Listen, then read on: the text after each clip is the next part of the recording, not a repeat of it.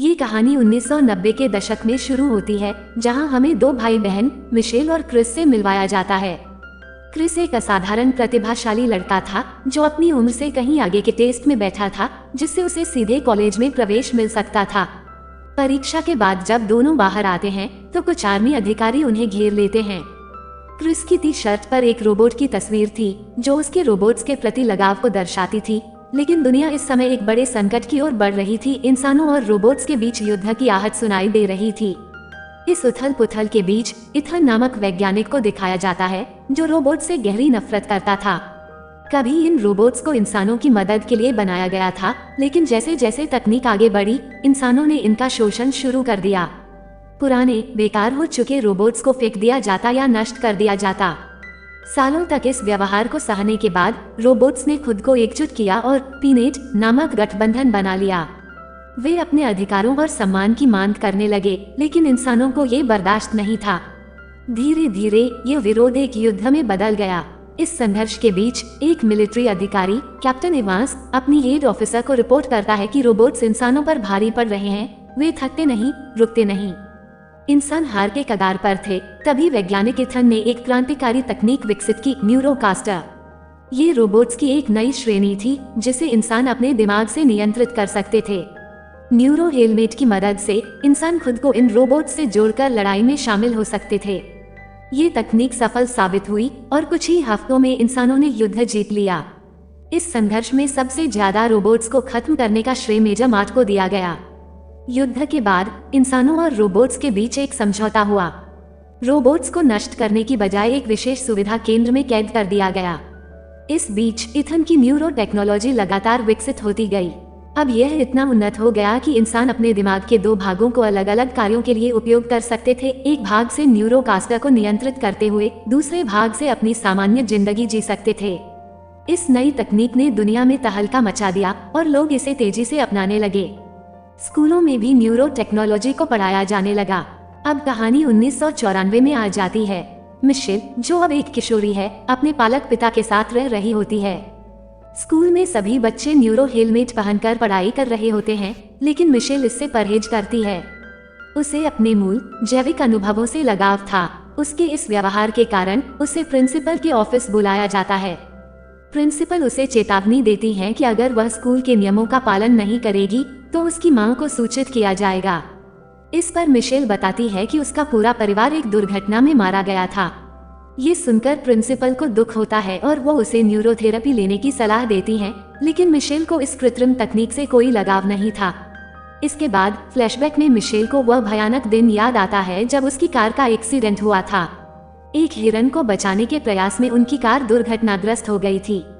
Michel को जब होश आया तो वह अस्पताल में थी, लेकिन उसके कमरे में कुछ असामान्य घटित हो रहा था। एक कॉस्मो रोबोट वहां मौजूद था जिसने बिस्तर उठाकर उसे ढूंढ लिया।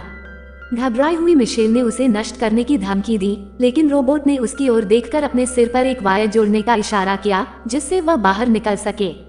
मिशेल ने गुस्से में कहा, तुम यहाँ कैसे आए? लेकिन इससे पहले कि कोई जवाब आता, कुछ और रोबोट्स वहां आ गए और मिशेल पर हमला करने लगे। ये देखकर कॉस्मो रोबोट को गुस्सा आ गया और उसने मिशेल के पालक पिता पर हमला कर दिया। वे दीवार से टकराकर गिर पड़े और पुलिस को सूचित करने वाले थे, लेकिन मिशेल ने उन्हें बेहोश कर दिया और कॉस्मो रोबोट के साथ वहां से भाग निकली। रास्ते में मिशेल रुककर रोबोट से सवाल करती है, तुम बार बार ये क्यों कह रहे थे कि तुम मेरे भाई हो? क्या तुम्हारे अंदर मेरे भाई का कॉन्शियस मौजूद है? रोबोट हामी में सिर हिलाता है। मिशेल की आंखों में आंसू आ जाते हैं। वो लड़खड़ाती आवाज में पूछती है, तो मेरे भाई की असली बॉडी कहाँ है? रोबोट इशारा करता है कि इस सवाल का जवाब केवल चश्मे वाला डॉक्टर ही दे सकता है। यहाँ से कहानी एक नया मोड़ लेती है। मिशेल को याद आता है कि वही डॉक्टर थे जिन्होंने उसे बताया था कि उसका भाई अब इस दुनिया में नहीं रहा।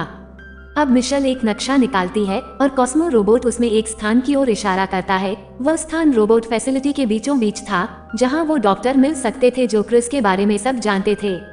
इस जानकारी के साथ मिशेल और उसके साथी उस दिशा में निकल पड़ते हैं।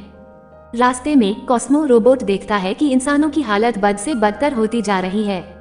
न्यूरो टेक्नोलॉजी का गलत इस्तेमाल अब नशे के रूप में हो रहा था।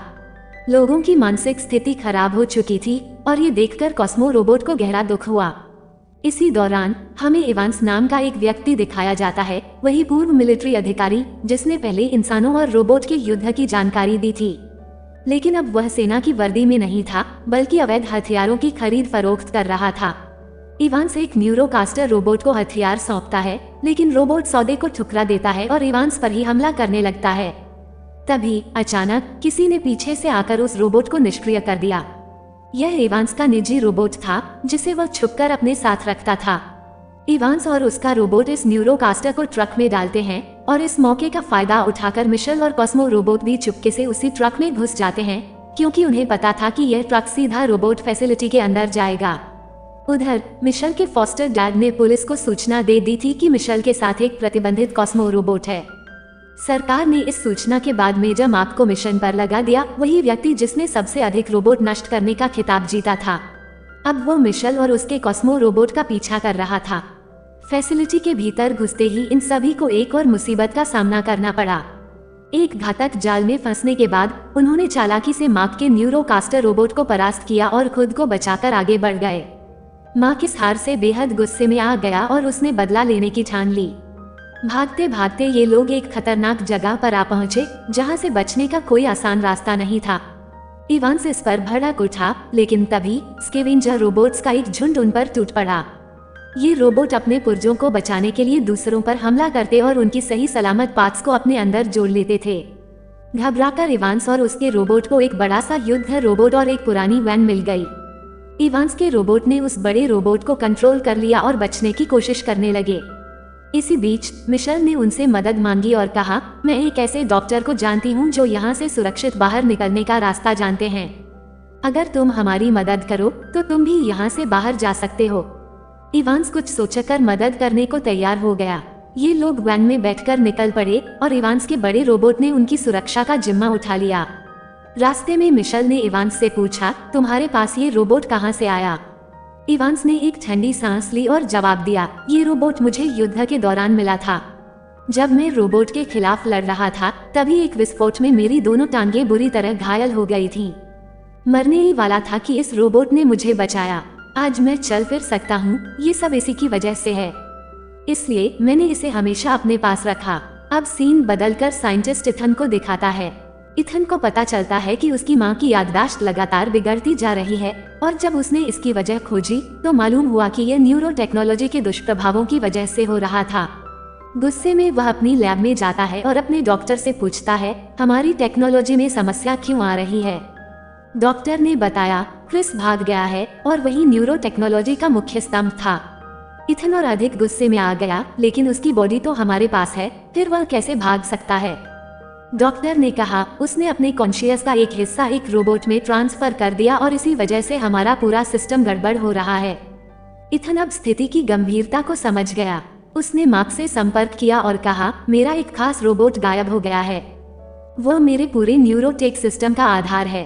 तुम्हें उसे पकड़कर मेरे पास लाना होगा। मैं तुम्हें इसके बदले मुनमांगा इनाम दूंगा। मार्क ने जवाब दिया, मैं पहले से ही उस रोबोट और उसके साथ वाली लड़की मिशेल को ढूंढ रहा हूँ। इथन ने कहा, तो फिर उसे पकड़कर जेल में डाल देना और रोबोट को मेरे पास भेज देना। मार्क का पिछला न्यूरोकास्टर सूट तो मिशेल ने तबाह कर दिया था, इसलिए इथन ने उसे एक नई और ज्यादा उन्नत टेक्नोलॉजी वाला न्यूरोकास्टर सूट मुफ्त में दे दिया। अब दृश्य वापस मिशेल और उसके साथियों पर आता है। वे एक रहस्यमयी जगह पर पहुंचते हैं, जहां अचानक उन पर हमला हो जाता है। एक विशाल रोबोट बुरी तरह जख्मी हो जाता है और इससे पहले कि वे अपनी सुरक्षा कर पाते, कई रोबोट उन्हें घेर लेते हैं। उन्हें बंदी बनाकर डॉक्टर पिनेट के पास ले जाया जाता है, जो रोबोट गठबंधन के नेता थे।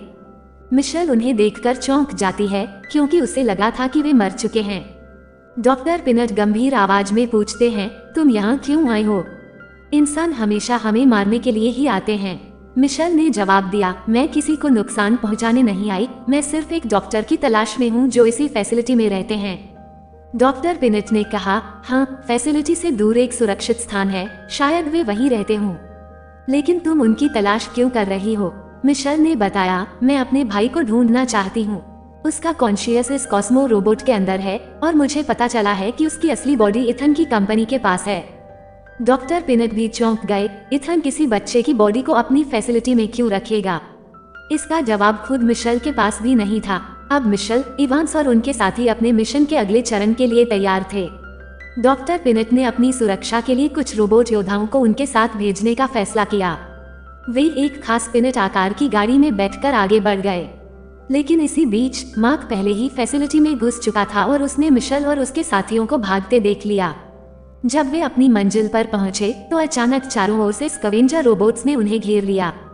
इससे पहले कि वे कुछ कर पाते, एक गुप्त दरवाजा खुला और वे सभी तेजी से उसमें समा गए। इस दरवाजे की दूसरी ओर वह डॉक्टर खड़ा था जिसे खोजने मिशेल इतनी दूर तक आई थी। यहाँ तक कि डॉक्टर कियोन कुछ कह पाते, मिशेल ने सीधे सवाल दाग दिए, मेरा भाई कहाँ है? आपने मुझसे झूठ क्यों कहा कि वो मर चुका है? आखिर क्यों? डॉक्टर कियोन ने गहरी सांस लेते हुए जवाब दिया, तुम्हारा भाई इस वक्त इथन की लैब में है। मिशेल चौंकी, वहाँ? लेकिन क्यों? डॉक्टर कियोन ने समझाया, 4 साल पहले जब इंसानों की हार करीब थी, उसी दौरान तुम्हारा और क्रिस का एक्सीडेंट हुआ था। जब हमने उसे बचाने की कोशिश की तो पाया कि उसका दिमाग असाधारण रूप से तेज था, कुछ ऐसा जो कुदरत ने उसे खास तौर पर दिया था। यही उसकी ब्रेन क्षमताएं थीं जिनसे न्यूरो टेक्नोलॉजी संभव हुई। मिशेल की आंखों में गुस्सा था, तो फिर तुमने मुझसे झूठ क्यों कहा कि वो मर गया? डॉक्टर कियोन ने एक रिपोर्ट उसकी ओर बढ़ाई। उसमें लिखा था कि क्रिस कोमा में था और उसकी बॉडी को न्यूरो टेक्नोलॉजी के लिए इस्तेमाल किया जा रहा था। अगर हमने उसे आर्टिफिशियली जिंदा न रखा होता और न्यूरोटेक विकसित न किया होता तो क्रिस अब तक मर चुका होता। मिशेल की आंखें आंसुओं से भर आई, लेकिन उसका गुस्सा कम नहीं हुआ। तुमने क्या सोचकर यह सब किया? डॉक्टर कियोन ने धीरे से कहा, मैं चाहता था कि क्रिस रोबोट में अपनी चेतना डालकर एक नई जिंदगी शुरू करे, एक नया परिवार बनाए। मिशेल फूट फूट कर रो पड़ी। मेरा भाई मेरा था, उसका परिवार मैं थी। उसे किसी रोबोट की जरूरत नहीं थी। इवांस भी यह सब सुनकर गुस्से में था। उसने कियोन को जोर से धक्का दिया, लेकिन तभी खतरे की घंटी बज उठी। मार्क अपने सैन्य रोबोट्स के साथ फैसिलिटी में दाखिल हो चुका था। उसकी फौज ने अंदर घुसते ही तबाही मचा दी। कियोन ने मिशेल से कहा, भागो, अपने रोबोट को लेकर यहाँ से निकल जाओ। लेकिन भागने से पहले ही मार्क ने मिशेल को देख लिया। वह तेजी से उसकी ओर बढ़ा और उसके कॉस्मो रोबोट को पकड़कर हवा में उड़ा ले गया। मिशेल को छोड़ दिया गया, लेकिन फैसिलिटी में तबाही फैल चुकी थी। पिनेट बुरी तरह घायल पड़ा था और वहाँ जितने भी रोबोट थे अधिकतर मारे जा चुके थे। दूसरी ओर मार्क उस रोबोट को इथन के पास ले गया। इथन ने राहत की सांस ली और कहा, क्रिस, तुमने हमें बहुत परेशान किया। अब ऐसा दोबारा मत करना। वह रोबोट को एक मशीन में लिटाकर उसकी चेतना को वापस क्रिस की बॉडी में ट्रांसफर करने लगा। मार्क ये सब देख हैरान था। उसे एहसास हुआ कि इथन कितनी क्रूरता से एक बच्चे का इस्तेमाल कर रहा था। इथन ने गर्व से कहा, इसी बच्चे की वजह से मैंने न्यूरो टेक्नोलॉजी विकसित कर इंसानों को बचाया है। उधर मिशेल पूरी तरह टूट चुकी थी। इवांस उसके पास आया और उसे सांत्वना देते हुए कहा, मैं तुम्हारे साथ हूँ। हम क्रिस को बचाएंगे और इथन की सच्चाई दुनिया के सामने लाएंगे। अब पहला कदम था इस फैसिलिटी से बाहर निकलना। उन्हें पिनेट के एक रोबोट से पता चला कि पूरा न्यूरो टेक्नोलॉजी सिस्टम क्रिस के दिमाग पर निर्भर था। अगर क्रिस होश में आ जाता तो पूरा सिस्टम ठप हो जाता। मिशेल को उम्मीद जगी, तो फिर हमें बस उसे होश में लाना होगा और पूरी न्यूरोटेक व्यवस्था खत्म हो जाएगी। ये सुनकर पिनेट के साथी रोबोट भी इस मिशन में शामिल होने को तैयार हो गए, लेकिन पिनेट हिचकिचा रहा था। हम लड़ाई नहीं चाहते थे, हम शांति चाहते हैं। मिशेल ने समझाया, हम शांति के लिए ही तो लड़ रहे हैं। हमें एक आखिरी बार कोशिश करनी होगी। आखिरकार पिनेट भी उनके साथ जाने को तैयार हो गया। अब ये सभी एक विशाल गोलाकार जहाज में बैठकर इथन की लैब की ओर रवाना हुए। उनके पास एक विशाल युद्ध रोबोट भी था जिसने लैब पर हमला कर दिया। इथन ने ये सब देखा और तुरंत मार्क को आदेश दिया, इन्हें खत्म कर दो। इवांस अपने युद्ध रोबोट को चला रहा था, लेकिन इथन की आर्मी के उन्नत न्यूरोकास्टर रोबोट्स ने हमला कर दिया, जिससे उसका रोबोट तबाह हो गया। इवांस जैसे तैसे बच निकला। इसी दौरान पिनेट भी अपने रोबोट के साथ युद्ध में कूद पड़ा और उनकी बाकी टीम न्यूरोकास्टर रोबोट से लड़ने लगी। इस हंगामे के बीच मिशेल चुपके से लैब में दाखिल हो गई। उसने वहां के वैज्ञानिकों को डराकर भगा दिया और एक न्यूरो हेलमेट पहन लिया जो क्रिस से जुड़ा था। बाहर मार्क ने अपना विशाल न्यूरोकास्टर सूट पहन लिया और पूरी ताकत से हमला करने लगा। धमाकों से पूरा शहर गूंज उठा। मार्क तबाही मचाते हुए आखिरकार पिनेट के सामने आ खड़ा हुआ। पिनेट अभी अभी एक न्यूरोकास्टर रोबोट से निपटकर सीधा हुआ ही था कि मार्क ने उस पर बंदूक तान दी। अब तुम किस लिए लड़ रहे हो? मार्क ने गंभीर स्वर में पूछा। पीनट की आंखों में दृढ़ संकल्प था, आजादी से बड़ा कुछ भी नहीं। मार्क ने हल्की हंसी के साथ कहा, मौत से भी ज्यादा। पीनट ने बिना हिचक जवाब दिया, अगर मेरी मौत से मेरे साथियों को आजादी मिलती है तो ये मौत मुझे मंजूर है। मार्क उसकी बातों से प्रभावित हुआ। उसने हथियार नीचे कर लिया और कहा, तुम्हें एक इंसान से भी ज्यादा इंसानियत है। आज मैं एक इंसान से मिला जिसमें रोबोट से भी कम भावनाएं हैं। उसका इशारा इथन की तरफ था, जिसने सिर्फ अपने फायदे के लिए एक मासूम बच्चे का इस्तेमाल किया था।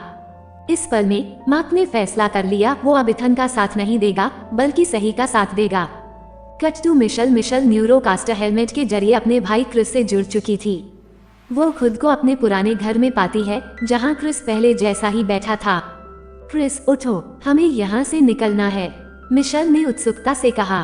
क्रिस ने उदास मुस्कान के साथ जवाब दिया, मैं यहाँ से नहीं जा सकता मिशेल। मैंने इस दुनिया को अंदर से देखा है। इथन ने मेरे दिमाग का इस्तेमाल करके इस दुनिया को नष्ट कर दिया है। मिशेल की आंखों में आंसू थे, लेकिन हमें कुछ करना होगा। मुझे पता है, क्रिस ने कहा, याद है तुम हमेशा कहती थी कि मैं दुनिया बदल सकता हूँ, तो अब तुम्हें मेरी मदद करनी होगी।